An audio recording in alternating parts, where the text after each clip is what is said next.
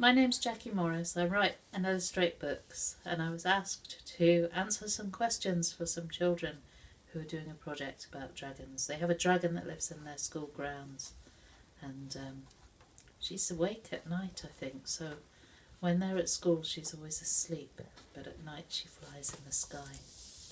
Anyway, the first question was, when did you first find out about dragons? And that's really hard because I can't remember not knowing things.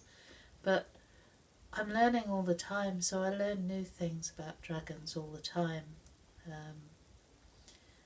Where they come from, where they live, what they eat, what stories they're in. Always learning all the time.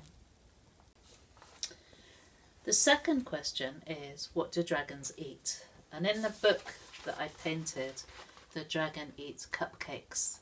I think all different dragons eat different things. So little tiny ones, maybe they feed on insects like swallows do. And then big dragons, I think you'd have to be careful where you kept your cows because they might eat those. But I don't think they eat children. The third question is, what do dragons play? I never really thought about them playing before. This is my little dog whose name is Pie, and she likes to play with a ball. And I wonder really, if you had a dragon, whether a dragon might like playing with balls on the beach, running up and down. You could throw it really high and they could fly up and catch it. But I'd never really thought about dragons playing. Maybe they do. I think you need to tell me the answer to that question. The next question is, why do dragons have spikes? And I think some dragons have spikes and others don't. I should imagine that they have spikes so that they can shake their spikes up and make themselves look bigger if they're scared or they want to seem ferocious. Can't think of any other reason. I don't know, hedgehogs have spikes, don't they? And they curl up in a ball when they're scared, and then they're all prickly and nothing can bite them. The next question, I think, is more related to the dragon that lives in the children's school playground. And the next question is, why do dragons not sleep at night? And I think some dragons do. Some dragons are nocturnal. They stay awake all night, like bats, like moths. And then others sleep at night and they ride on the wings in the daytime. I think some dragons are just a bit like cats.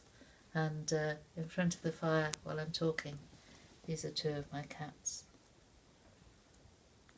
The last question is, how do dragons fly? And some dragons fly using their wings, like birds fly.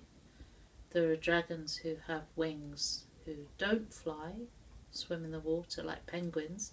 Penguins have wings but they can't fly. And then there are other dragons like this one. This one is taken out of another story, a story called The Never-Ending Story. And this is a luck dragon. And these stay up in the air because they, you have to think happy thoughts when you ride on their backs.